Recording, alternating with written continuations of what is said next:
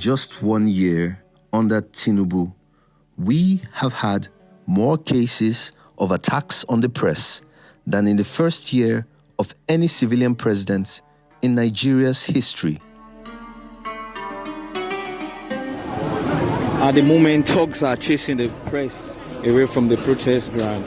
At the moment, 5 journalists arrested for no known crime, 2 locked up in cell, others placed on trial, pressmen rough-handled at protest ground. That much and more are what 1 year of Tinubu's regime has achieved. Journalists and opposition voices now move in fear and caution. Nobody wants to be a victim of a government that can make them disappear in one strike. Shortly, we will see details, pressmen who have fallen victim of attacks from Tinubu's government. But first, let's check out how Tinubu-controlled security officers picked up some of the victims. 1. Secretly surrounding their residences and even the hotels where they lodged, numbering up to 5 armed officers. 2. Breaking into their rooms or relaxation places forcefully. Sometimes they even tear down the doors. 3. Using brutal force to drag them out, putting a handcuff on them and sometimes giving them resounding beating as though these pressmen were common criminals. 4.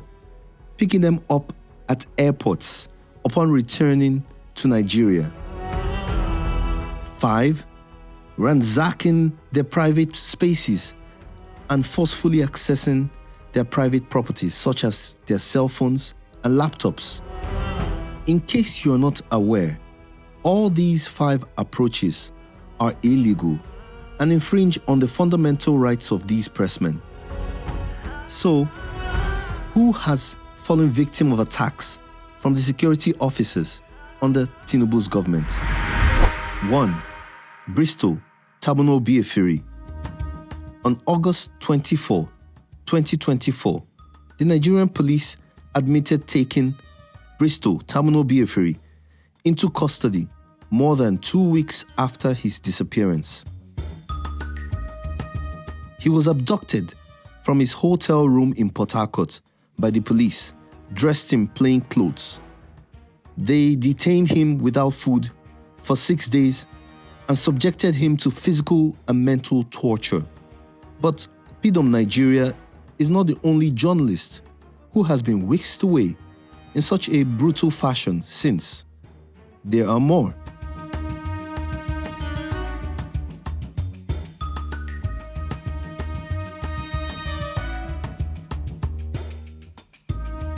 The most prominent of these arrests, abuse, and detention of journalists are as follows. 1. Nuruddin Akewushola, a reporter, and Dayo Ayeton, a director of the International Center for Investigative Reporting. They honored the invitation of the Nigerian police on May 28, 2024, and were detained for several hours. They were arrested over a report they published, which exposed 2 former Inspectors General of Police, Ibrahim Idris and Solomon Arase, the immediate past chairman of the Police Service Commission, PSC, for receiving 200 million naira each, and house allocation as incentives for awarding an estate development contract to Copran International Limited.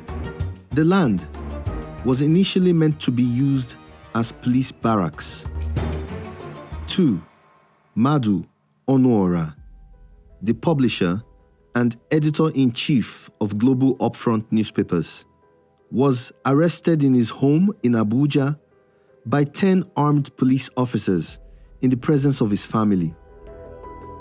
They bundled him and drove over 200 miles from his Abuja home to a police station in Enugu State. They seized his phone and kept him incommunicado.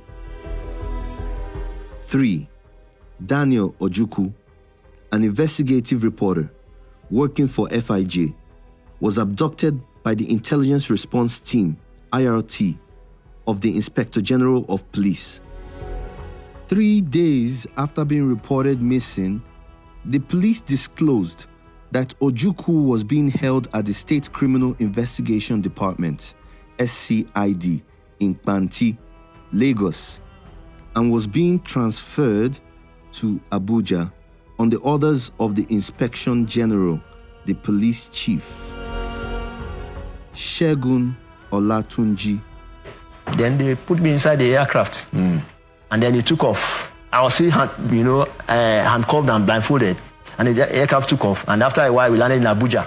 Arrested in a dramatic and heavily militarized operation in his own home by a formidable group of armed forces comprising the Army, Air Force, Strike Force, as well as operatives from the Defense Intelligence Agency, DIA.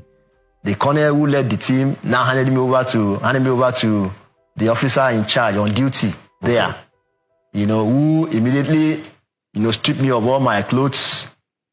I was stripped of my boxer shorts, and then now added leg chains. There were also unidentified officers in plain clothing. Olatunji was subsequently confined in an obscure underground military facility for a harrowing 14-day period, following the publication of a story linking Femi Gbajabiamila, the chief of staff to the president of Nigeria, with a $30 billion embezzlement scandal. In a cruel manner, Olatunji was released without charge and dumped under a bridge in Abuja, more than 400 miles away from his place of residence. After his release, Olatunji bravely shared the trauma he suffered and the continued threat to his life, especially as he remains on the Defense Intelligence Agency DIA watch list. These are just a few cases of where and how press freedom has come under attack under Tinubu. What is certain is that there is more cases to occur.